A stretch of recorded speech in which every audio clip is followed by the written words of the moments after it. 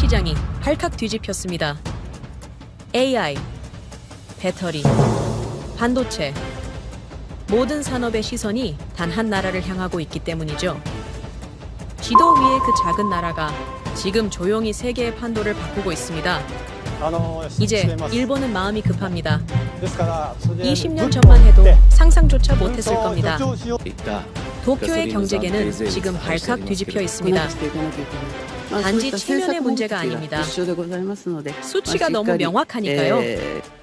삼성전자 반도체 점유율 75%, 하이닉스 AI 메모리 세계 1위, 한국 배터리 3사, 글로벌 시장 점유율 52%. 그런데 말입니다. 그 나라는 이제 일본을 의식하지 않습니다. 비교하지도 바라보지도 않습니다. 그리고 그 사실이 일본을 가장 불안하게 만들고 있죠. 도대체 어떤 이유로 이토록 무섭게 성장한 걸까요? 그 잠재력은 이제 세계 경제의 균형과 흐름을 완전히 갈아엎은 수준입니다.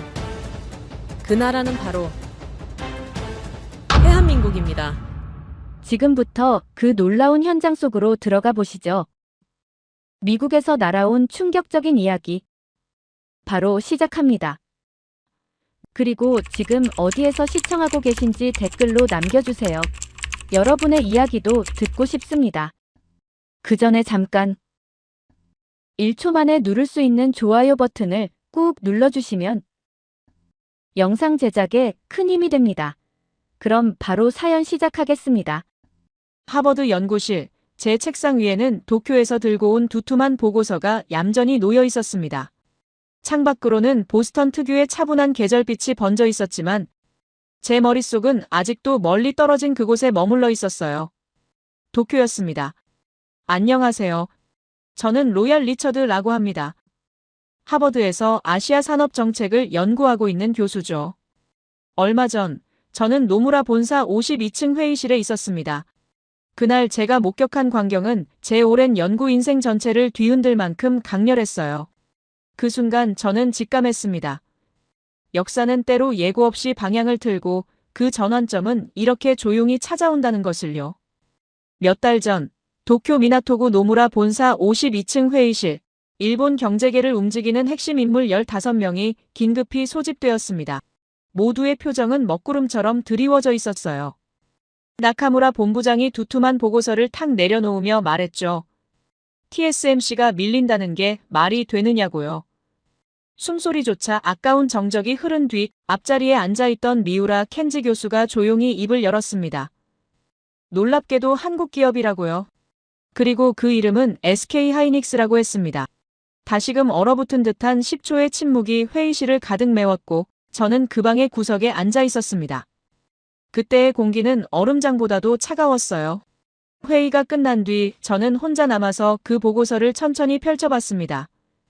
표지에는 붉은 글씨로 긴급 분석이라는 도장이 선명하게 찍혀 있었고 첫 페이지를 넘기자 충격적인 숫자가 제 눈앞에 나타났습니다.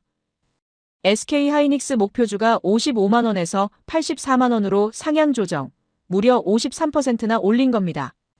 노무라는 전 세계 투자은행 중에서도 가장 신중하고 보수적인 것으로 유명한 곳이에요. 그들이 이렇게까지 과감하게 목표가를 끌어올렸다는 건 단 하나를 의미했습니다. 이건 예측이 아니라 이미 확정된 미래였던 겁니다. 다음 페이지에는 더욱 놀라운 전망이 적혀 있었는데 2026년 영업이익 99조 원, 2027년 128조 원이라는 숫자였어요. 저는 잠시 숨을 멈추고 그 숫자를 다시 한번 확인했습니다. 영업이익입니다. 매출이 아니에요. 순수하게 회사에 남는 돈이 128조라는 얘기였습니다. 그런데 말입니다. 여기서 정말 중요한 게 뭔지 아십니까? 바로 이 엄청난 돈이 어디서 나오느냐 하는 겁니다. 보고서에는 HBM이라는 단어가 계속 반복되어 나왔어요. 처음 듣는 분들께 쉽게 설명드리자면 이렇습니다. 인공지능을 사람의 뇌에 비유해 볼까요? 아무리 뛰어난 뇌를 가졌어도 산소와 영양분이 공급되지 않으면 생각할 수 없죠. HBM 메모리는 바로 인공지능의 혈관입니다. 챗GPT든 자율주행차든 인공지능 로봇이든 모든 것이 작동하려면 엄청난 양의 데이터를 초고속으로 처리해야 하는데 HBM이 바로 그 데이터를 인공지능 칩에 쉴 새 없이 공급하는 역할을 합니다. 만약 이게 없거나 느리면 아무리 좋은 인공지능 칩을 만들어도 제 성능을 낼 수가 없어요. 오늘날 전 세계 인공지능 산업의 심장이 바로 여기에 있는 겁니다. 그런데 놀라운 건 이 HBM 메모리 시장을 한국의 SK하이닉스가 80%나 장악하고 있다는 사실이었습니다. 무려 80%입니다. 이건 단순한 1등이 아니에요. 시장 자체를 소유하고 있다는 뜻입니다. 엔비디아도 테슬라도 구글도 결국 한국 기업에게 HBM을 공급받아야만 인공지능을 만들 수 있다는 겁니다. 어쩌면 지금 이 순간 전 세계가 한국의 기술 없이는 미래로 나아갈 수 없게 되어버린 건지도 모릅니다. 보고서 하단에는 비교 분석표가 있었는데 TSMC 예상 영업이익 60조 원, SK하이닉스 예상 영업이익 128조 원, 2배가 넘는 차이였어요. 이번엔 TSMC에 대해 설명을 드려야 할 것 같습니다. TSMC는 대만의 반도체 회사인데 파운드리라는 사업을 합니다. 이게 뭐냐면 이렇습니다. 애플이나 엔비디아 같은 회사들은 뛰어난 반도체 설계 기술을 가지고 있지만 정작 그걸 만들 공장은 없어요. 그래서 설계도 만들고 TSMC에 가서 대신 만들어달라고 부탁하는 거죠. TSMC는 역사가 깊은 이 파운드리 분야에서 오랫동안 세계 1위를 지켜왔습니다. 애플 아이폰에 들어가는 칩도 엔비디아 인공지능 칩도 모두 TSMC가 만들어주는 거예요. 그만큼 기술력이 뛰어나고 아시아에서 가장 중요한 반도체 회사로 인정받아왔죠. 그런데 지금 그 TSMC를 한국은 추월하려 하고 있어요. 더 정확히 말하면 SK하이닉스와 삼성전자 두 회사가 동시에 나서서 각각 다른 방식으로 세계 1위를 노리고 있다는 뜻이죠. 하이닉스는 HBM으로 이미 시장을 장악했고 삼성전자는 파운드리 기술을 빠르게 발전시키며 TSMC를 맹추격하고 있습니다.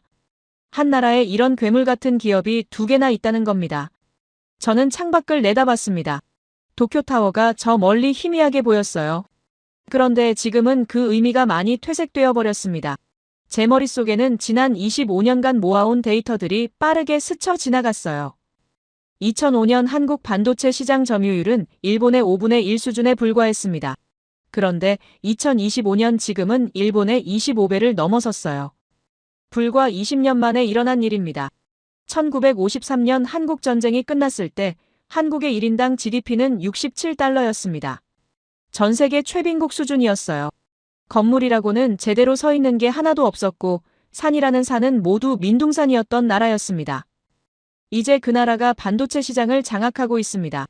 저는 노트북을 켜서 일본 야후 재팬 사이트에 접속했어요. 댓글란을 읽어보니 일본인들 스스로가 인정하고 있었습니다.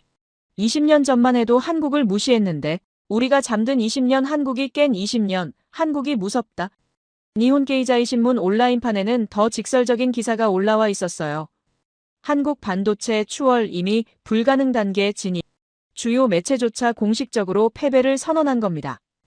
저는 의자에 기대어 천장을 바라봤습니다. 미국 정부에서 일하는 제 동료가 지난달 보내온 메일이 떠올랐어요. 한국 기술에 대한 의존도가 심각한 수준이라는 내용이었습니다.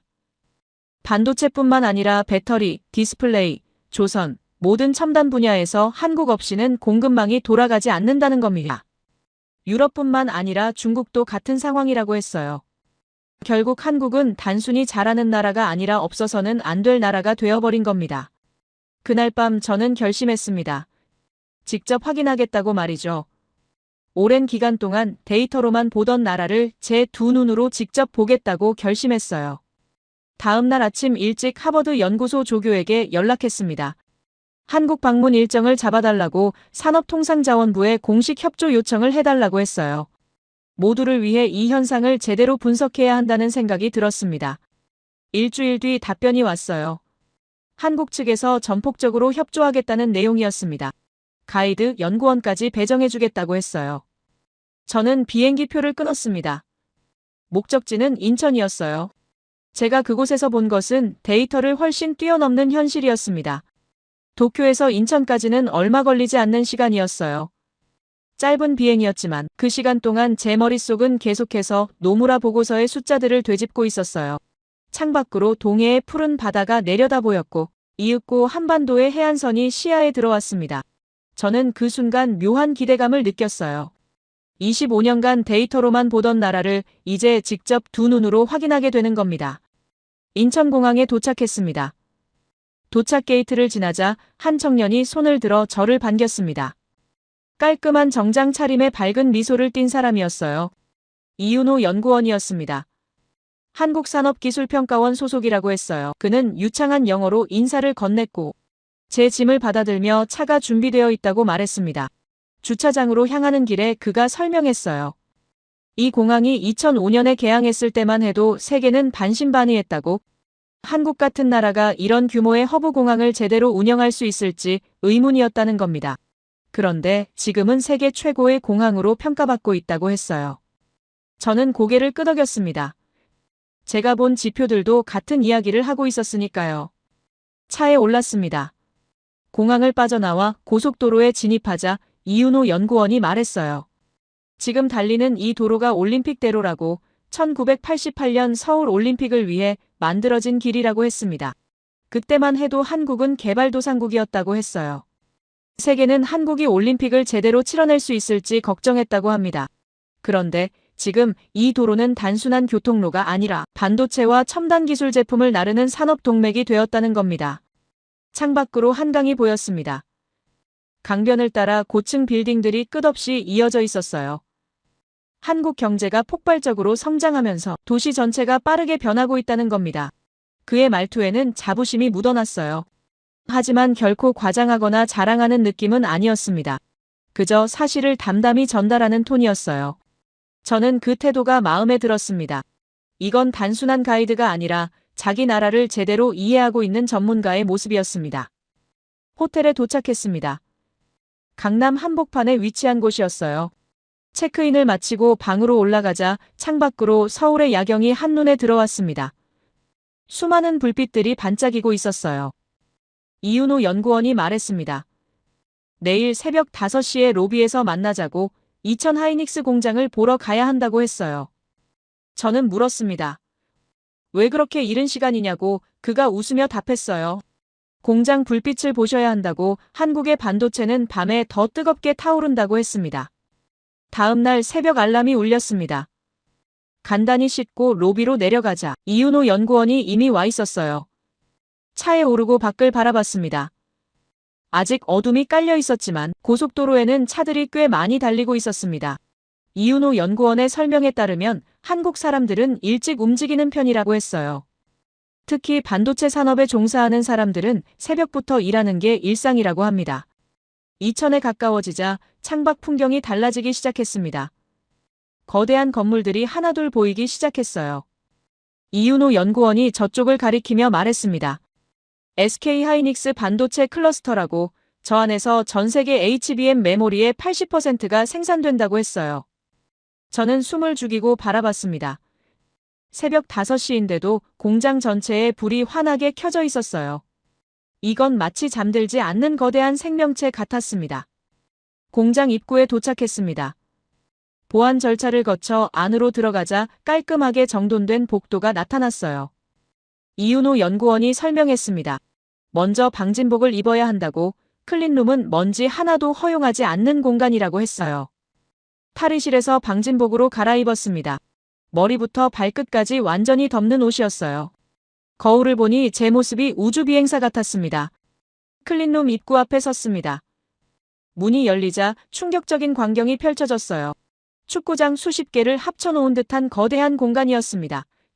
천장은 높았고 온갖 설비들이 질서정연하게 배치되어 있었어요. 가장 놀라운 건 소음이 거의 없다는 거였습니다. 이렇게 거대한 공장이 돌아가는데도 조용했어요. 이윤호 연구원이 설명했습니다. 모든 공정이 자동화되어 있다고, 사람의 손이 직접 닿는 부분은 거의 없다고 했어요.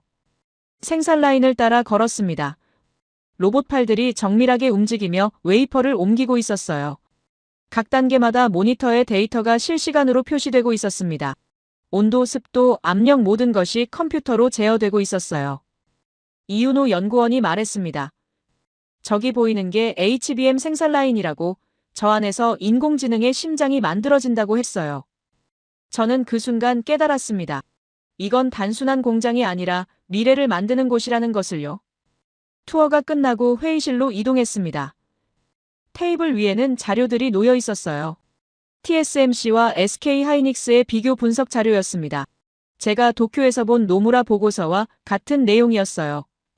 영업이익 전망 TSMC 60조 원, SK 하이닉스 128조 원, 2배가 넘는 차이였습니다. 이윤호 연구원이 말했어요. 이게 가능한 이유는 HBM 때문이라고. 인공지능 시대가 본격화되면서 HBM 수요가 폭발적으로 증가하고 있다고 했습니다. 그런데 SK 하이닉스는 이 분야에서 이미 압도적 기술력을 확보했고 경쟁사들은 따라오지 못하고 있다는 겁니다. 저는 창밖을 내다봤습니다. 이제 해가 떠오르고 있었어요. 공장 단지 전체가 아침 햇살을 받아 빛나고 있었습니다. 이윤호 연구원이 조용히 말했어요.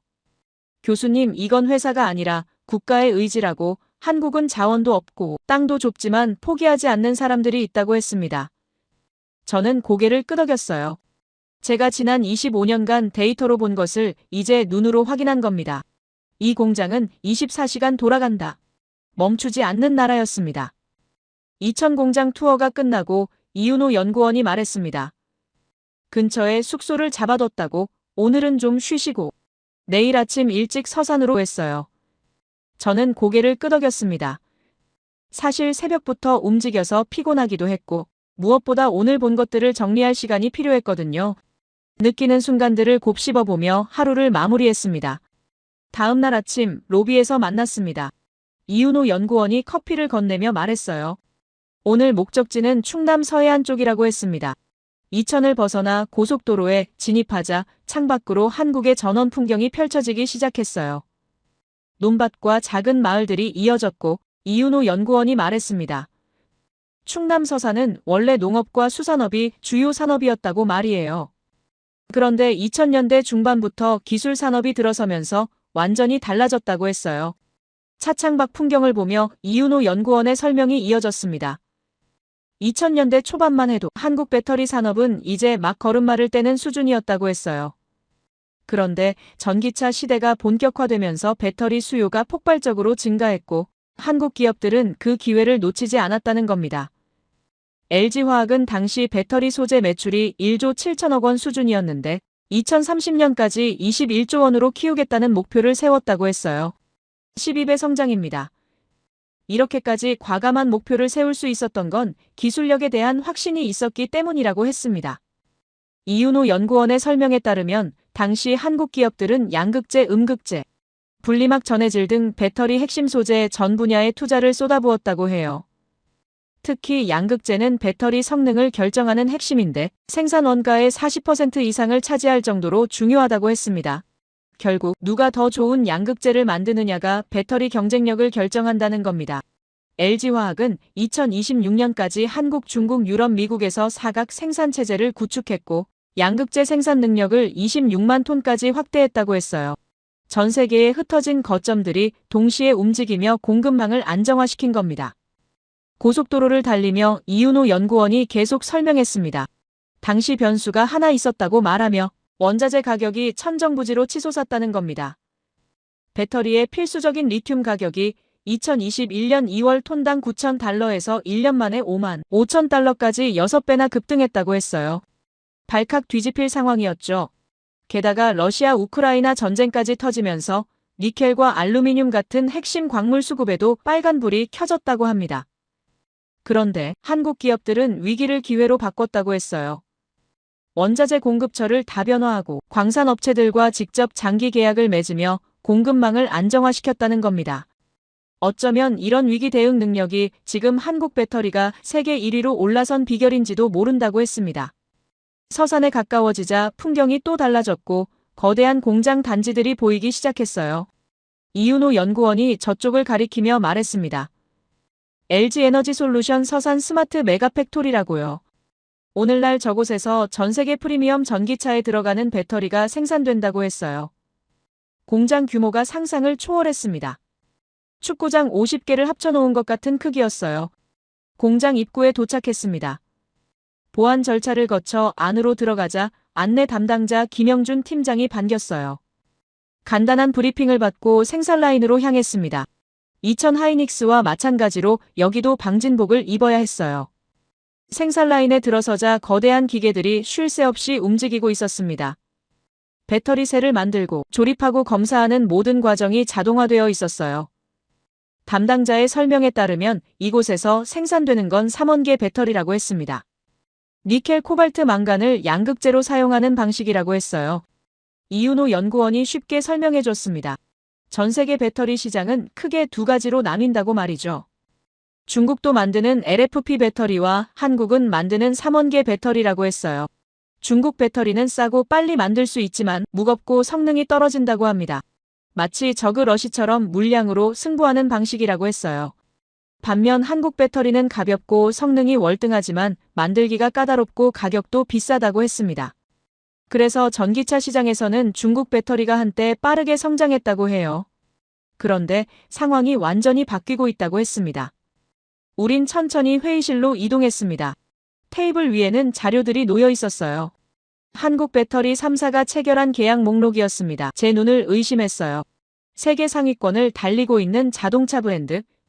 페라리가 SK온과, 람보르기니가 삼성 SDI와, 포르쉐가 LG 에너지 솔루션과 계약을 맺었다는 내용이었습니다. 이건 단순한 계약이 아니었어요. 전 세계 최고의 슈퍼카 브랜드들이 한국 배터리를 선택했다는 겁니다. 페라리의 심장이 한국에서 뛴다. 이 한 문장이 모든 걸 설명하고 있었습니다. 이윤호 연구원이 설명했습니다. 슈퍼카는 성능에 타협하지 않는다고, 조금이라도 무겁거나 출력이 떨어지면 절대 채택하지 않는다고 했어요. 그런 브랜드들이 한국 배터리를 선택했다는 건 기술력을 완벽하게 인정받았다는 뜻이라고 했습니다. 게다가 더 중요한 이유가 있다고 했어요. 바로 휴머노이드 로봇 시장 때문이라고 했습니다. 전기차는 덩치가 크니까 배터리 넣을 공간이 충분하죠. 그런데 사람 모양의 로봇은 다르다고 했어요. 배터리를 넣을 공간이 제한적이고 순간 고출력도 필요하다고 합니다. 결국 작고 가볍고 성능 좋은 배터리가 필수라는 겁니다. 이윤호 연구원이 자료를 넘기며 말했습니다. 2030년까지 휴머노이드 로봇 시장은 전기차 시장의 50배 규모로 성장할 거라고, 작고 가볍고 성능 좋은 배터리가 필수인 시장이라고 했어요. 결국 그 거대한 미래 시장을 한국이 장악하게 될 거라고 했습니다. 로봇이 걷는 길 위엔 메이드 인 코리아가 새겨질 겁니다. 저는 그 순간 깨달았어요. 한국이 장악한 건 단순히 배터리 시장이 아니라 미래 전체라는 것을요. 투어가 끝나고 밖으로 나왔습니다. 해가 중천에 떠 있었어요. 이윤호 연구원이 웃으며 말했습니다. 교수님 배고프시죠? 서사는 배터리만 유명한 게 아니라고, 꽃게도 전 세계에서 최고라고 했어요. 차를 타고 시내로 향했습니다. 작은 골목 안쪽에 위치한 꽃게탕 전문점이었어요. 들어가자 커다란 꽃게들이 수조에서 움직이고 있었습니다. 주문을 하고 기다리자 곧 김이 모락모락 나는 꽃게탕이 나왔어요. 한 입 떠먹는 순간 감탄이 나왔습니다. 국물이 진하고 깊었어요. 꽃게살은 탱탱하고 달았습니다. 이윤호 연구원이 말했습니다. 서산 사람들은 최고가 아니면 만족하지 않는다고, 배터리도 그렇고 꽃게도 그렇다고 했어요. 저는 그 순간 이해했습니다. 한국인들은 모든 것에서 최고를 추구한다. 타협하지 않는 완벽주의가 배터리 기술력의 비밀이었던 겁니다. 꽃게탕을 먹으며 이윤호 연구원이 조용히 말했어요. 교수님 내일은 울산으로 간다고, 거기서 KTX를 타고 이동할 거라고 했습니다. 저는 고개를 끄덕였습니다. 한국의 여정은 이제 시작에 불과했어요. 서산에서의 일정을 마치고 다음 날 아침, 우리는 울산으로 이동을 시작했습니다. 창밖으로 한국의 풍경이 빠르게 지나갔습니다. 들판과 산들이 이어졌어요. 이윤호 연구원이 자리에 앉아 울산에 대해 미리 설명해드리고 싶다고 했어요. 저는 고개를 끄덕이며 그의 말에 귀를 기울였습니다. 이윤호 연구원이 화면을 보여주며 말했어요. 울산에 가면 SK온이라는 회사를 방문하게 된다고, 이건 단순한 회사가 아니라 한국 산업 역사의 축소판 같은 곳이라고 했습니다. 그의 설명에 따르면 SK온의 뿌리는 1962년으로 거슬러 올라간다고 했어요. 당시 한국 정부가 미국 걸프 오일과 합작해서 대한석 유공사를 세웠다고 합니다. 한국 전쟁이 끝난 지 10년도 안 된 시점이었어요. 나라 전체가 폐허였고 석유 한 방울 나지 않는 땅이었죠. 그런데 그때 한국은 정유 공장을 짓기로 결심했다고 합니다. 모두가 미친 짓이라고 했다고 해요. 석유도 없는 나라가 정유 공장을 짓는다는 게 말이 되느냐는 겁니다. 이윤호 연구원이 계속 설명했습니다. 1966년 울산의 첫 정유 공장이 완성되었다고, 당시 전 세계는 반신반의했다고 해요. 그런데 그 공장은 성공했고 한국 산업화의 심장이 되었다고 합니다. 1980년 걸프가 철수한 뒤 선경그룹이 인수하면서 민간 기업이 되었고 1982년 유공이라는 이름으로 바뀌었다고 했어요. 그때부터 본격적으로 해외 석유 시추 개발에 나섰다고 합니다.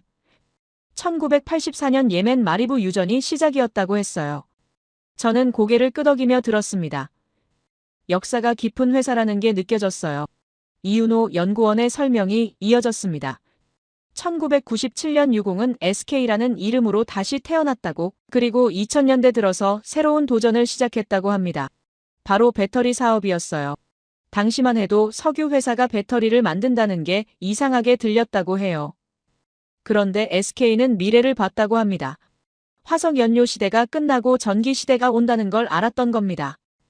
이윤호 연구원이 화면을 넘기며 말했습니다. 2011년 SK 이노베이션 체제가 출범하면서 사업을 재편했다고, 배터리 사업부를 키우기 시작했다고 해요. 그런데 순탄하지만은 않았다고 합니다. 2021년 미국에서 큰 소송을 당했다고 했어요. LG와의 기술 분쟁이었습니다. 미국 무역위원회가 SK 배터리 수입을 10년간 금지한다는 판결을 내렸다고 해요. 발칵 뒤집힐 상황이었죠. 회사가 무너질 수도 있는 위기였다고 합니다. 그런데 SK는 포기하지 않았다고 이윤호 연구원이 말했어요. 협상을 통해 합의를 이끌어냈고 소송을 마무리했다고 합니다. 그리고 같은 해 배터리 사업부를 완전히 분리해서 SK온이라는 독립회사로 만들었다고 해요. 결국 위기를 기회로 바꾼 겁니다. 저는 감탄했어요. 이건 단순한 사업 전략이 아니라 생존 본능이었습니다. 기차는 계속 남쪽으로 달렸습니다. 이윤호 연구원이 말했어요. 교수님, 어쩌면 이게 한국 기업들의 가장 큰 특징일지도 모른다고, 위기를 만나면 더 강해진다는 거라고 했습니다. 저는 창밖을 바라보며 생각했어요. 지난 며칠간 본 것들이 머릿속을 스쳐 지나갔습니다. 이천 하이닉스 공장의 24시간 불빛, 서산 LG 공장의 거대한 규모, 페라리와 포르쉐가 선택한 한국 배터리, 모든 것이 하나의 그림으로 맞춰지고 있었어요. 저는 이윤호 연구원에게 물었습니다. 전 세계를 보면 어느 나라든 좋은 기업이 하나쯤은 있지 않느냐고, 한국만 특별한 건 아니지 않느냐고 했어요. 이윤호 연구원이 웃으며 답했습니다. 그런데 한국은 다르다고 했어요. 한 분야만 잘하는 게 아니라는 겁니다. 반도체는 SK 하이닉스와 삼성전자 두 회사가 세계 1위와 2위를 다투고 있고, 배터리는 LG, 삼성, SK 세 회사가 전 세계 시장을 나눠 갖고 있다고 했어요. 조선은 또 어떻냐고, 현대중공업과 삼성중공업이 세계 조선 시장을 장악하고 있다고 합니다. 이윤호 연구원의 설명이 계속 이어졌습니다. 디스플레이도 삼성과 LG가 세계 1위고, 스마트폰도 삼성이 애플과 양강 구도를 이루고 있다고 했어요. 자동차는 현대기아가 전 세계 판매량 3위 안에 들어가 있고, K-팝은 아시아에서 넘어 전 세계적인 현상이 되었다고 합니다. 한국은 한두 개 분야가 아니라 거의 모든 첨단 산업 분야에서 상위권을 차지하고 있다는 겁니다. 저는 숨을 멈추고 그 말을 곱씹었어요. 그가 맞았습니다. 이건 우연이 아니었어요. 저는 창밖을 바라보며 중얼거렸습니다. 땅의 크기로 국가를 판단하면 안 되는구나. 한국은 남한만 따지면 남북한 전체 면적의 절반도 안 되고 인구는 5천만 명 남짓인데 이렇게까지 많은 분야에서 세계 최고 수준에 올라섰다는 게 믿기지 않는다고 했어요. 이윤호 연구원이 조용히 말했습니다. 교수님, 알면 알수록 더 놀라실 거라고, 한국은 표면적으로 보이는 것보다 훨씬 더 대단한 나라라고 했어요. 이윤호 연구원이 말했습니다. 저기 보이는 산업단지가 울산이라고, 한국 산업화의 심장이라고 했어요. 차를 타고 SK온 공장으로 향했습니다. 도로 양옆으로 거대한 공장들이 끝없이 이어져 있었어요. 현대자동차 공장도 보였고 석유화학 공장들도 보였습니다.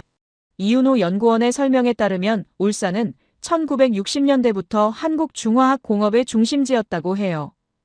가난했던 한국이 산업국가로 도약한 출발점이 바로 이곳이라고 했습니다. SK온 공장에 도착했습니다. 보안 절차를 거쳐 안으로 들어가자 깔끔한 사무동이 나타났어요. 회의실로 안내되었습니다. 테이블 위에는 자료들이 놓여 있었어요. 한국 배터리 산업 전체를 조망하는 보고서였습니다. 담당자가 설명을 시작했어요. 한국에는 3개의 배터리 대기업이 있다고 LG에너지솔루션, SK온, 삼성 SDI라고 했습니다. 그런데 이 세 회사가 따로 놀지 않는다고 해요. 서로 경쟁하면서도 협력한다고 합니다. 담당자의 설명이 이어졌습니다. LG는 전기차용 배터리 분야에서 강점이 있고 SK온은 고밀도 배터리 기술이 뛰어나며 삼성은 전고체 배터리 연구에서 앞서 있다고 했어요. 각자 강점이 다르지만 결국 한국이라는 큰 틀 안에서 움직인다는 겁니다. 저는 고개를 끄덕였습니다. 앞서 본 하이닉스와 삼성전자도 마찬가지였어요. 하이닉스가 칼이라면 삼성은 방패였고 배터리는 심장이었습니다. 한국은 기업이 아니라 생태계였던 겁니다. 자료를 넘기자 테슬라 옵티머스와 피규어 원 사진이 나왔습니다. 담당자가 말했어요. 이 두 로봇 모두 한국 배터리를 사용한다고 테슬라는 LG와 협력하고 있고 피규어는 삼성과 손잡았다고 합니다. 그런데 중요한 건 숫자라고 했어요. 2030년까지 전 세계 휴머노이드 로봇 시장은 3천만 대 규모로 성장할 거라고 합니다. 3천만 대입니다. 현재 전기차 연간 판매량이 1,000만 대 수준인 걸 생각하면 3배가 넘는 시장이에요. 저는 잠시 생각에 잠겼습니다. 2000 하이닉스에서 본 HBM 메모리가 인공지능의 두뇌라면 여기 배터리는 인공지능의 심장입니다.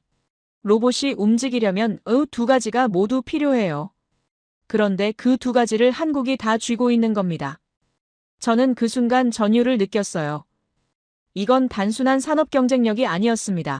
미래를 설계하는 힘이었던 겁니다. 공장 투어가 시작되었습니다. 배터리 셀 생산 라인을 따라 걸었어요. 거대한 기계들이 정밀하게 움직이며 배터리를 조립하고 있었습니다. 이윤호 연구원이 설명했어요. 저기 보이는 배터리가 로봇용 고밀도 배터리라고 같은 크기에서 기존 배터리보다 30% 더 많은 에너지를 저장할 수 있다고 합니다. 중국도 비슷한 제품을 만들려고 했지만 아직 한국 수준에는 도달하지 못했다고 해요. 기술 격차가 최소 3년에서 5년은 난다고 합니다. 투어가 끝나고 옥상으로 올라갔습니다. 울산공업단지 전체가 한눈에 들어왔어요. 수많은 공장들이 연기를 뿜으며 돌아가고 있었습니다. 이건 단순한 경제성장 이야기가 아니었습니다. 인간 의지의 승리였던 겁니다. 울산에서의 일정을 마치고 다음 날 서울로 향했습니다. 이윤호 연구원이 말했습니다. 삼성전자 이야기를 해드리고 싶다고 말이죠. 저는 고개를 끄덕였어요. 사실 지금까지 하이닉스와 배터리 회사들을 봤지만 삼성전자는 아직 제대로 보지 못했거든요. 이윤호 연구원이 화면을 보여주며 설명하기 시작했습니다. 삼성전자는 1983년 경기도 용인 기흥에 첫 반도체 공장을 세웠다고 64KB D램 개발로 시작했다고 해요. 역사가 깊은 회사였습니다. 그의 설명에 따르면 삼성전자는 그 이후로 계속 확장해왔다고 합니다. 1999년 화성에 공장을 세웠고 2015년에는 평택에 세계 최대 규모의 반도체 생산 라인을 착공했다고 해요. 2017년 가동을 시작했고 지금은 P1, P2, P3 라인이 모두 운영 중이라고 합니다. 게다가 아산과 천안에는 패키징과 테스트를 담당하는 후공정 공장이 있다고 했어요.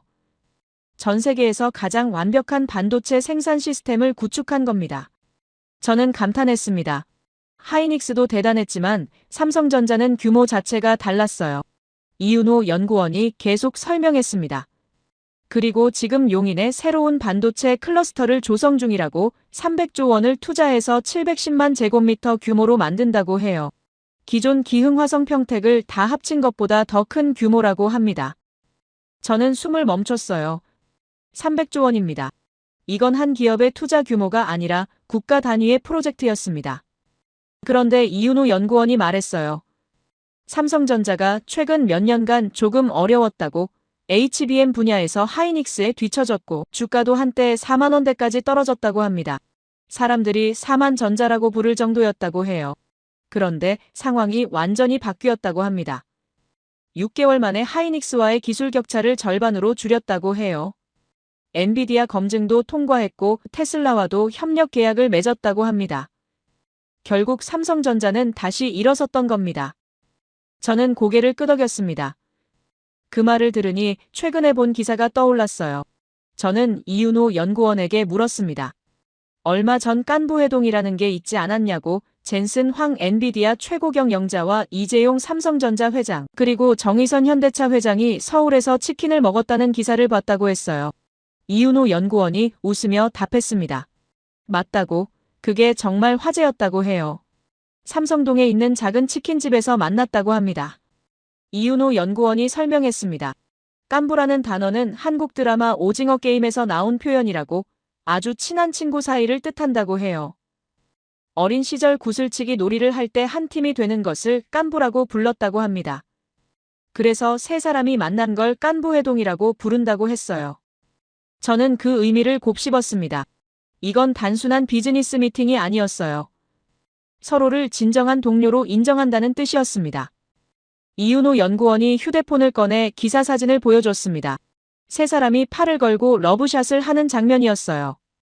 젠슨 황은 양념치킨을 먹으며 주위 테이블을 돌아다니며 음식을 나눠줬다고 합니다. 이재용 회장은 아이폰 쓰는 사람에게 장난으로 갤럭시를 가져오셔야죠 라며 셀카를 거부하기도 했다고 해요. 정의선 회장은 러브샷을 제안했고 세 사람은 일어나서 함께 술을 마셨다고 합니다. 저는 그 사진들을 보며 충격을 받았어요. 전 세계 기술 산업을 이끄는 거물들이 개방된 공간에서 시민들과 함께 치킨을 먹고 있었습니다. 저는 이윤호 연구원에게 말했습니다. 미국에서는 상상할 수 없는 일이라고. 실리콘밸리의 최고 경영자들이 일반 식당에서 시민들과 섞여 식사하는 걸 본 적이 없다고 했어요.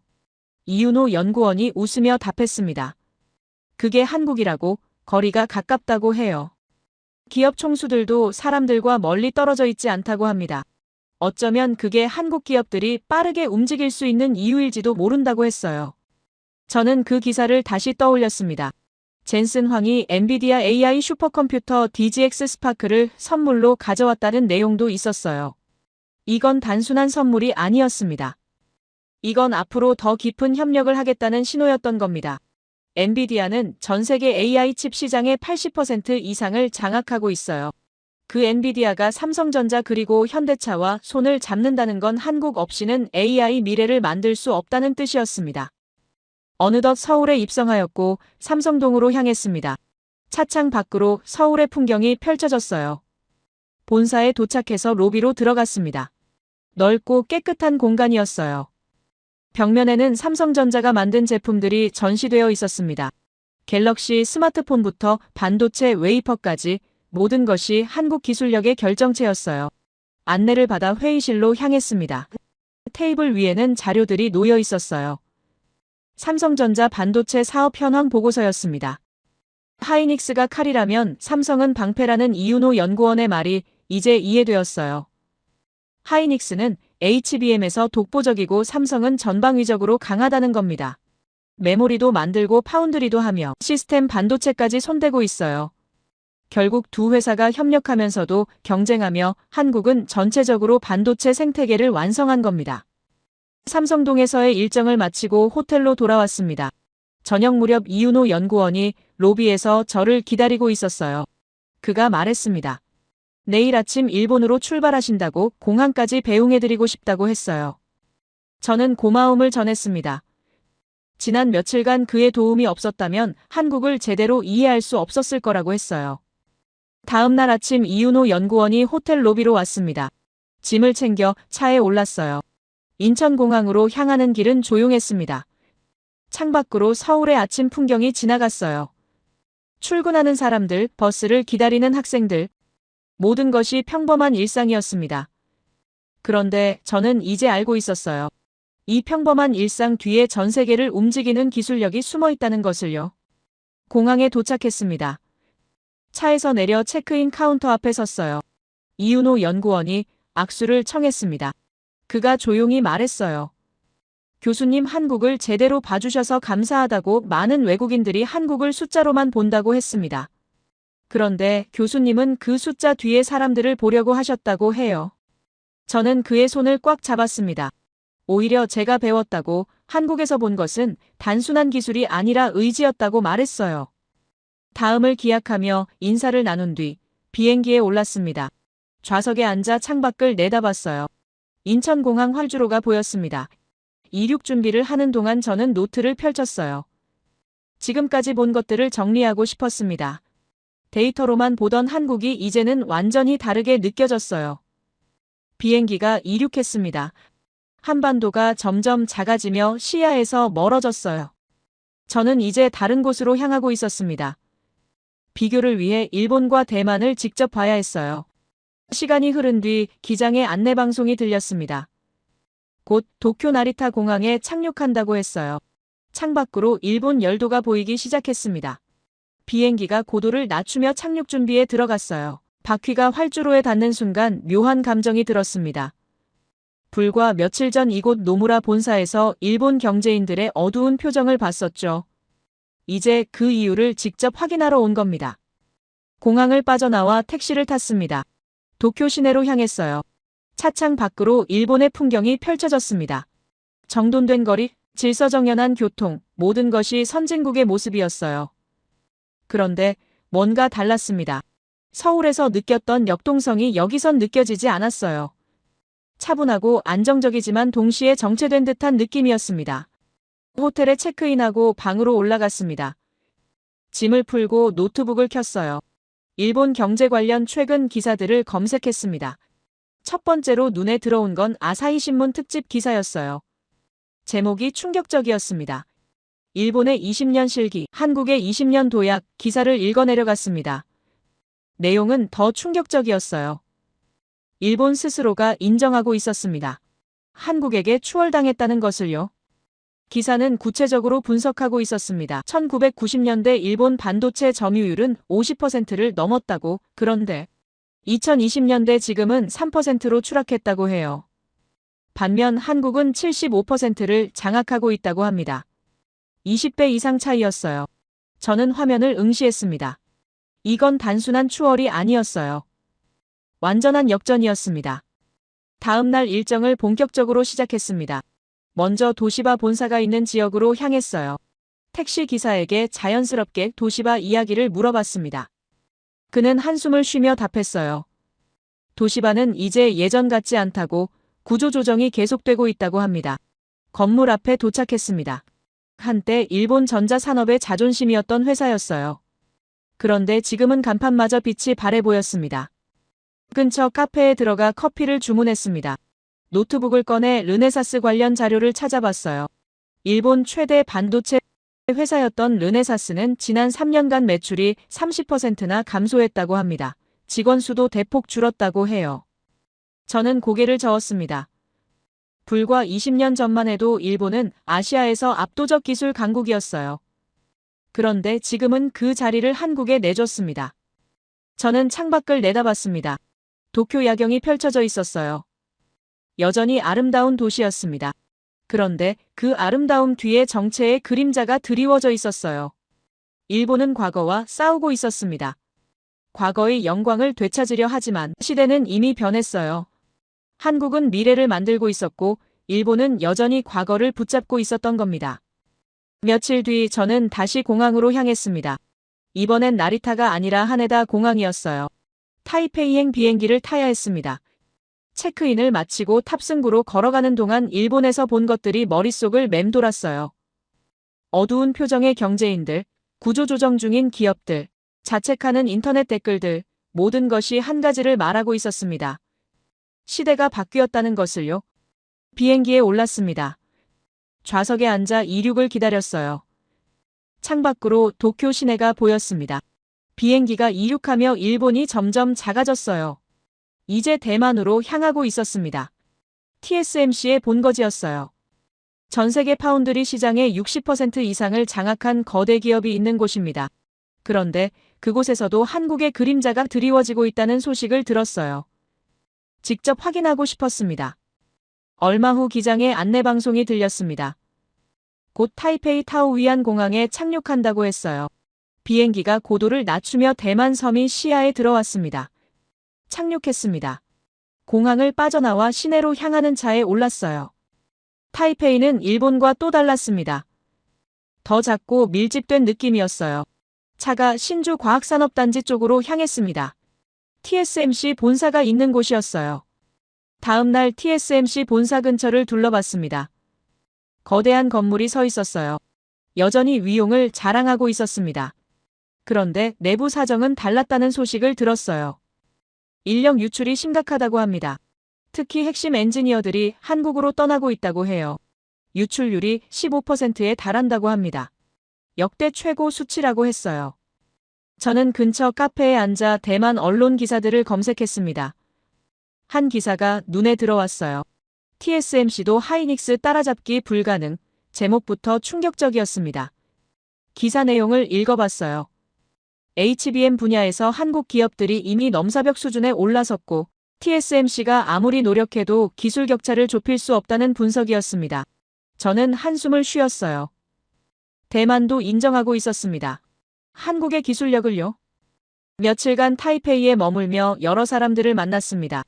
반도체 업계 관계자들, 학계 교수들 모두 비슷한 이야기를 했어요. 솔직히 말하면 한국 성장 속도가 너무 빠르다고 따라갈 수가 없다고 합니다. 장 위안 기술 고문은 조용히 말했습니다.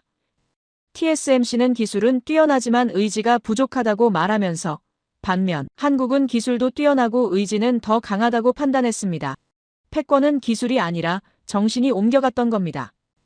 대만에서의 일정을 마치고 공항으로 향했습니다. 이제 미국으로 돌아갈 시간이었어요. 보안 검색을 통과하고 탑승구에서 기다리는 동안 지난 며칠을 돌아보며 타이페이 공항 라운지에 앉아 있었습니다. 미국행 비행기 출발까지 시간이 남아 있었어요. 저는 창밖을 내다봤습니다. 활주로 너머로 대만의 하늘이 펼쳐져 있었어요. 지난 며칠간 일본과 대만을 돌아보며 한 가지 의문이 계속 머릿속을 맴돌았습니다. 기술력의 문제가 아니라는 생각이 들었어요. 일본도 뛰어난 기술을 가지고 있었고 대만도 마찬가지였습니다. 그런데 왜 한국만 이렇게 빠르게 치고 올라갔을까요? 답은 다른 곳에 있었습니다. 탑승 안내 방송이 나왔습니다. 보스턴행 비행기였어요. 저는 가방을 챙겨 게이트로 향했습니다. 비행기에 올라 좌석에 앉았어요. 비행기가 순항 고도에 올랐습니다. 기내가 어두워지고 승객들이 잠들기 시작했어요. 저는 노트를 펼쳤습니다. 지난 며칠간 본 것들을 정리하고 싶었어요. 그런데 단순히 기록하는 게 아니라 그 이면의 숨은 본질을 파악하고 싶었습니다. 저는 펜을 들어 한 문장을 적었습니다. 일본은 땅이 넓다, 중국은 인구가 많다, 한국은 의지가 있다. 이 문장이 모든 것을 설명하고 있었어요.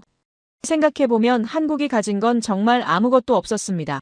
남한 면적은 10만 제곱킬로미터 남짓, 전 세계 200여 개 국가 중 100위권 밖이에요. 인구는 5천만 명 정도, 중국의 30분의 1도 안 됩니다. 지하자원은요? 석유 한 방울 나지 않고 천연가스도 없으며 희토류도 거의 없어요. 땅도 좁고 자원도 없으며 인구도 적습니다. 그런데 지금 전 세계 6위 강대국이에요. 내년에는 4위로 올라선다는 전망까지 나오고 있습니다. 저는 숫자를 다시 확인했습니다. 1953년 한국전쟁이 끝났을 때 1인당 GDP 67달러 전 세계 최빈국 수준이었어요. 건물은 무너지고 사는 민둥산이었으며 도로라고는 제대로 된 게 하나도 없었습니다. 학교도 병원도 공장도 모두 파괴되었어요. 아무것도 남지 않은 폐허였습니다.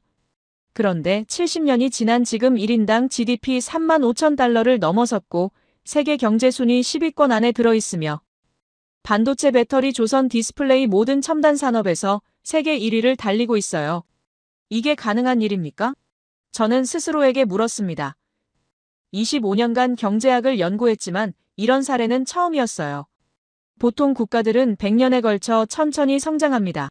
그런데 한국은 70년 만에 최빈국에서 선진국으로 도약했어요. 게다가 멈추지 않고 계속 가속하고 있습니다. 이건 경제학 교과서로는 설명이 안 되는 현상이었습니다. 저는 비유를 하나 떠올렸습니다. 만약 지구가 하나의 고등학교라면 어떨까요? 200여 개 국가는 학생들이고 미국은 1등이며 유럽뿐만 아니라 일본, 중국도 상위권에 속합니다. 그런데 한국은요? 70년 전만 해도 꼴찌였어요. 학교에 오지도 못했습니다. 그런데 지금은 6등입니다. 내년에는 4등까지 올라간다고 해요. 이게 말이 됩니까? 꼴찌에서 4등까지 70년 만에 올라간 겁니다. 더 놀라운 건 과목별 성적이었습니다. 반도체 과목 1등, 배터리 과목 1등, 조선 과목 1등, 디스플레이 과목 1등, K-팝 과목 1등, 한두 과목이 아니라 거의 모든 과목에서 1등을 하고 있어요. 이런 학생이 있다면 어떻게 설명하시겠습니까? 천재라고 하시겠습니까? 그런데 한국 사람들이 다른 나라 사람들보다 머리가 좋은 건 아닙니다. IQ가 특별히 높은 것도 아니에요. 저는 답을 찾았습니다. 바로 의지였어요. 한국 사람들은 포기하지 않습니다. 이천 하이닉스 공장에서 본 것처럼 24시간 공장을 돌리고 새벽 4시에 출근하며 주말도 없이 일합니다. 그런데 그들은 불평하지 않아요. 오히려 자부심을 가지고 있었습니다. 서산에서 만난 사람들은 최고가 아니면 만족하지 않는다고 했어요. 페라리와 포르쉐가 선택한 배터리를 만들면서도 더 좋은 걸 개발하려 했습니다. 울산에서 본 SK온의 역사가 떠올랐습니다. 1962년 폐허 위에 정유 공장을 세웠고 2021년 미국에서 소송으로 무너질 뻔했지만 다시 일어섰어요. 삼성전자는 사만전자라는 오명을 듣다가 6개월 만에 기술 격차를 절반으로 줄였습니다. 결국 한국 사람들은 넘어져도 다시 일어나는 능력이 있었던 겁니다. 그게 바로 의지였어요. 비행기 창밖으로 태평양이 펼쳐져 있었습니다. 끝없는 바다였어요. 저는 노트에 계속 적어 내려갔습니다. 한국의 성공은 땅이 만든 게 아니다. 자원이 만든 것도 아니다. 오직 사람이 만든 기적이다. 이 문장이 핵심이었습니다. 사우디아라비아는 석유가 있어서 부자가 되었고, 호주는 광물이 있어서 부자가 되었으며, 러시아는 땅이 넓어서 강대국이 되었어요. 그런데 한국은요, 아무것도 없었습니다. 오늘날 그들이 가진 건 오직 사람의 의지뿐이었어요. 저는 일본과 대만을 떠올렸습니다. 일본도 의지가 있었어요. 메이지 유신 이후 빠르게 근대화했고 2차 세계대전 패전 후에도 재건해냈습니다. 대단한 민족이죠. 그런데 어느 순간 멈춰버렸어요. 충분히 잘 살게 되자 더 이상 앞으로 나아가지 않았습니다. 과거의 영광에 안주했어요. 대만도 마찬가지였습니다. TSMC는 훌륭한 기업이에요. 파운드리 분야 세계 1위입니다. 그런데 그것으로 만족해버렸어요. 반면 한국은 절대 만족하지 않았습니다. 하이닉스가 HBM 시장 80%를 장악했는데도 HBM4를 개발하고 있었어요.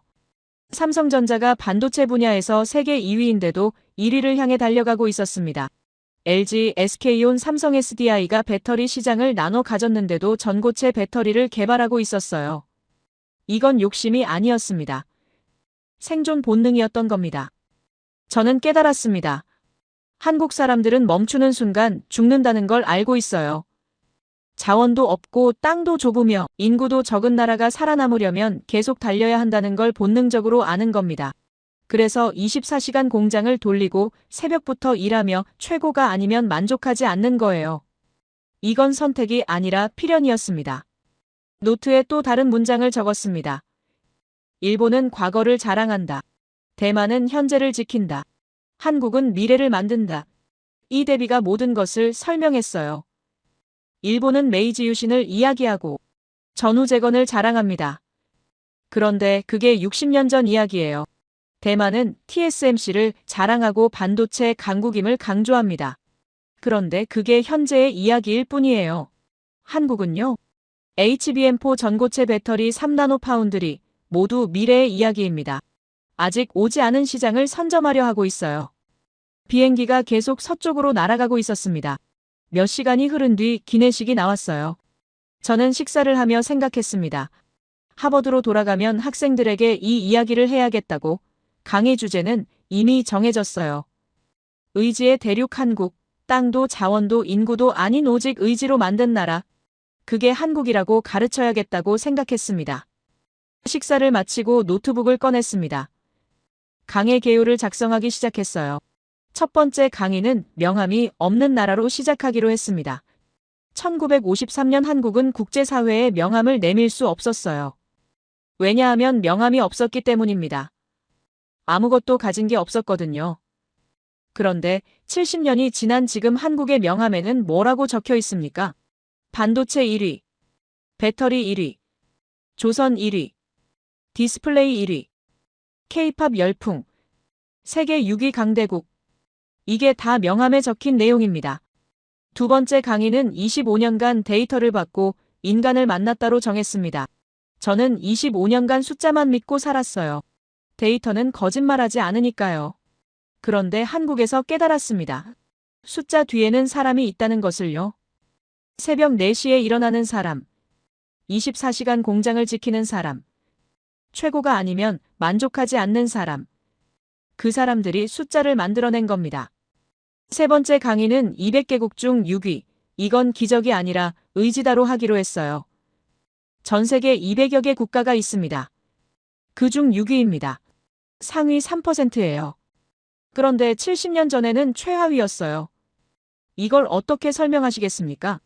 기적이라고 하시겠습니까? 그런데 저는 다르게 봅니다. 기적은 우연히 일어나는 거예요. 한국의 성공은 우연이 아니었습니다. 철저히 계획되고 실행된 의지의 결과였어요. 네 번째 강의는 일본은 100년 역사가 깊은, 중국은 14억 인구, 한국은 7천만 의지로 정했습니다. 일본은 메이지 유신부터 150년 역사를 자랑합니다. 중국은 14억 인구를 내세워요.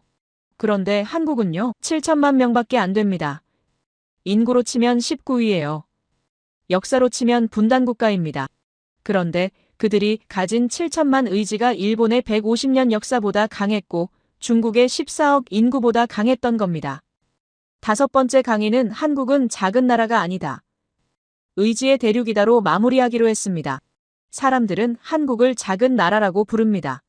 면적으로 보면 맞는 말이에요. 그런데 영향력으로 보면요. 작지 않습니다.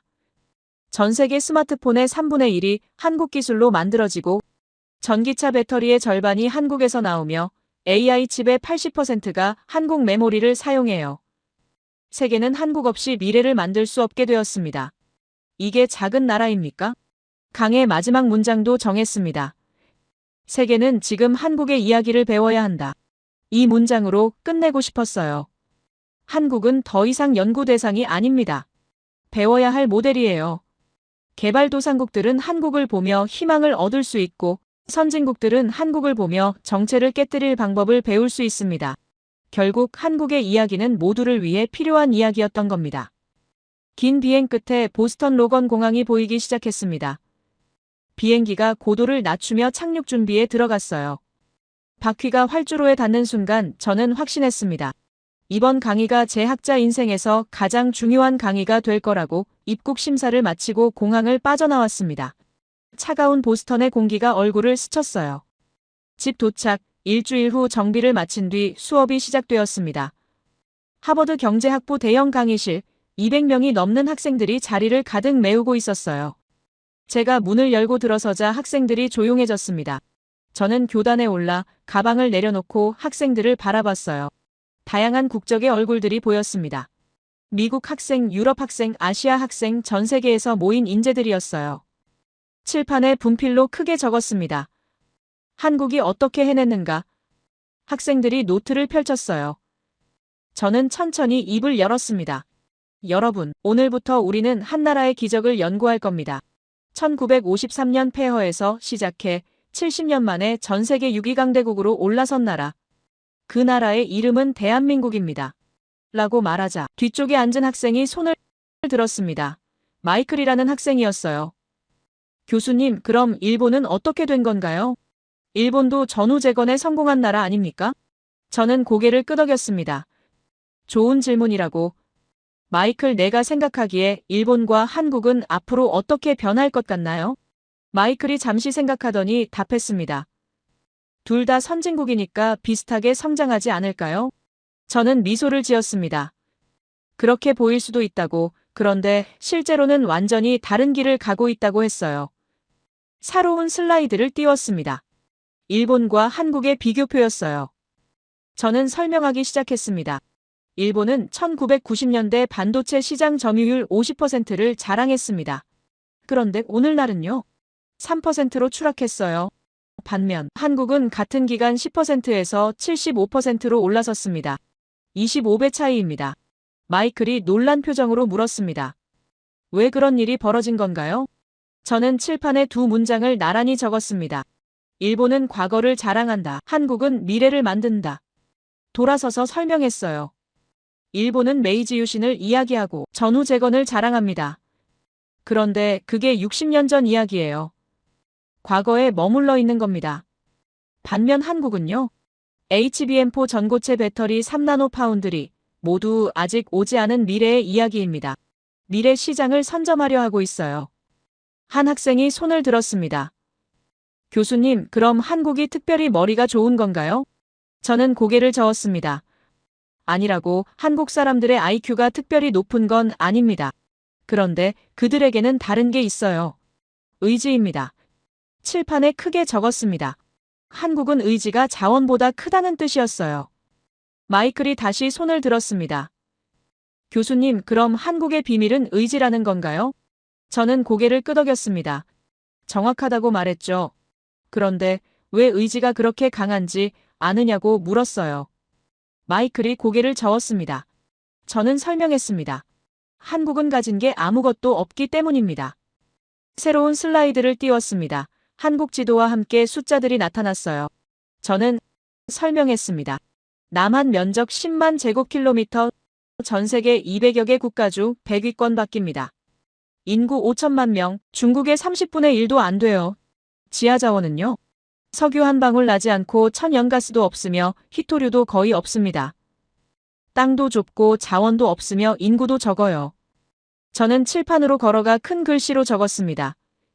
일본은 100년 역사가 깊은, 중국은 14억 인구, 한국은 7천만 의지. 돌아서서 학생들을 바라봤어요. 일본은 메이지 유신부터 150년 역사를 자랑합니다. 중국은 14억 인구를 내세워요. 그런데 한국은요? 7천만 명밖에 안 됩니다. 그런데 그들이 가진 7천만 의지가 일본의 150년 역사보다 강했고 중국의 14억 인구보다 강했던 겁니다. 한 학생이 물었습니다. 교수님, 그럼 한국은 작은 나라가 아닌 건가요? 저는 미소를 지으며 좋은 질문이라고 답했죠. 사람들은 한국을 작은 나라라고 부릅니다. 면적으로 보면 맞는 말이에요. 그런데 영향력으로 보면요? 전혀 작지 않습니다. 새로운 슬라이드를 띄웠어요. 전 세계 스마트폰의 3분의 1이 한국 기술로 만들어지고 전기차 배터리의 절반이 한국에서 나오며 AI 칩의 80%가 한국 메모리를 사용합니다. 저는 칠판에 마지막 문장을 적었습니다. 한국은 작은 나라가 아니다. 의지의 대륙이다. 학생들이 그 문장을 노트에 받아 적었어요. 저는 계속했습니다. 한 학생이 손을 들었습니다. 교수님, 구체적인 예를 들어주실 수 있나요? 저는 노트북을 열어 자료를 찾았습니다. 여러분 뉴욕을 아시죠? 전 세계 미식의 수도라고 불리는 곳입니다. 거기 미슐랭 스타 레스토랑이 몇 개나 있는지 아십니까? 학생들이 고개를 저었어요. 저는 답했습니다. 한국 레스토랑이 11개입니다. 그런데 프랑스 레스토랑은 9개, 이탈리아 레스토랑은 1개예요. 학생들 사이에서 놀라는 소리가 터져나왔습니다. 저는 미소를 지으며 계속했어요. 프랑스는 미식의 나라 아닙니까? 이탈리아는 파스타와 피자의 본고장이에요. 그런데 뉴욕에서는 한국 음식이 더 많은 스타를 받았습니다. 이건 우연이 아닙니다. 한국 사람들이 최고를 추구하기 때문이에요. 음식에서도 반도체에서도 배터리에서도 그들은 절대 타협하지 않습니다. 마이클이 다시 물었습니다. 교수님, 그럼 다른 나라들도 한국처럼 할 수 있을까요? 저는 잠시 생각했습니다. 그리고 답했어요. 가능은 합니다. 그런데 쉽지 않을 겁니다. 왜냐하면 한국의 성공은 단순히 정책이나 자본의 문제가 아니기 때문입니다. 문화이고 정신이며 생존 본능이에요. 70년간 멈추지 않고 달려온 결과입니다. 저는 서울 야경 사진을 띄웠습니다. 학생들이 화면을 응시했어요. 저는 조용히 말했습니다. 여러분, 이 사진을 잘 보십시오. 70년 전 이곳에는 아무것도 없었습니다. 건물도 없었고 도로도 없었으며 전기도 들어오지 않았어요. 그런데 지금은 전 세계에서 가장 밝은 도시 중 하나가 되었습니다. 이게 바로 의지의 힘입니다. 저는 마지막 슬라이드를 띄웠습니다. 세계는 지금 한국의 이야기를 배워야 한다. 이 문장이 화면을 가득 채웠어요. 저는 교단에서 내려와 학생들 사이를 걸으며 말했습니다. 한국은 더 이상 연구 대상이 아닙니다. 배워야 할 모델이에요. 개발도상국들은 한국을 보며 희망을 얻을 수 있고 선진국들은 한국을 보며 정체를 깨뜨릴 방법을 배울 수 있습니다. 저는 학생들을 돌아보며 말했어요. 여러분도 언젠가 한국에 가보시기 바랍니다. 그리고 직접 보시기 바랍니다. 의지가 얼마나 강한 힘인지를요. 이렇게까지 한 나라가 변할 수 있다는 것을요. 그것이 여러분의 인생에도 큰 교훈이 될 거라고 믿습니다. 강의가 끝났습니다. 그 순간 한 학생이 일어서며 박수를 쳤습니다. 이어서 다른 학생들도 하나둘 일어섰어요. 교실 전체가 기립박수로 가득 찼습니다. 저는 감동했습니다. 25년 교수 생활을 하며 이런 박수를 받은 적이 없었어요. 박수가 잠잠해지자 한 여학생이 앞으로 다가왔습니다. 교수님, 저도 한국 가고 싶어요. 어떻게 가면 되나요? 저는 미소를 지었습니다. 방법은 많다고, 교환학생 프로그램도 있고 인턴십 기회도 있다고 했어요. 그리고 조용히 덧붙였습니다. 나도 다시 가고 싶다고. 그 학생이 웃으며 고개를 끄덕였습니다. 학생들이 하나둘 강의실을 빠져나갔어요.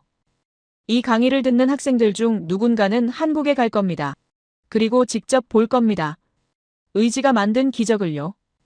그들이 돌아와서 또 다른 누군가에게 이야기할 겁니다. 한국이 얼마나 놀라운 나라인지를요. 그렇게 한국의 이야기는 계속 퍼져나갈 겁니다. 전 세계로 말이에요. 학교 건물을 나서자 차가운 밤바람이 불었습니다. 별들이 반짝이고 있었어요. 저는 그 별들을 보며 생각했습니다. 한국도 지금 같은 하늘을 보고 있겠죠. 그런데 그곳 사람들은 별을 보며 쉬고 있지 않을 겁니다. 내일을 준비하고 있을 거예요. 더 나은 기술을 개발하고 더 좋은 제품을 만들며 더 높은 곳을 향해 달려가고 있을 겁니다. 그게 한국이니까요. 집으로 걸어가며 마지막으로 생각했습니다. 제가 여러분께 전하고 싶은 메시지는 단 하나입니다. 한국의 이야기를 기억하시기 바랍니다. 땅도 자원도 인구도 아닌 오직 의지로 만든 나라. 70년 만에 최빈국에서 강대국으로 올라선 나라. 제 이야기를 끝까지 들어주셔서 감사합니다. 모두 안녕히 계세요. 오늘의 사연 어떻게 들으셨나요? 누군가의 이야기가 이렇게 마음에 오래 남을 줄은 몰랐죠. 처음엔 단순한 성공담처럼 들렸지만 곱씹을수록 그 안엔 더 깊은 의미가 있는 것 같습니다. 누구나 힘든 순간이 있고 주저앉고 싶을 때가 있지만 결국 우리를 앞으로 나아가게 하는 건 포기하지 않는 마음 아닐까요? 환경이 어렵든 여건이 부족하든 결국 길을 만드는 건 사람의 의지라는 걸 다시 한번 느끼게 되네요.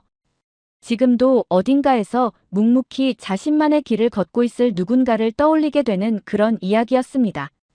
여러분은 이 이야기를 어떻게 느끼셨나요? 여러분의 생각을 아래 댓글에 남겨주세요. 그리고 감동적인 사연을 주변 사람들과 공유하고 함께 이야기 나눠보세요. 지금까지 감동을 담아 여러분께 진심을 전하는 감동담기였습니다. 오늘 하루도 행복한 하루 보내세요.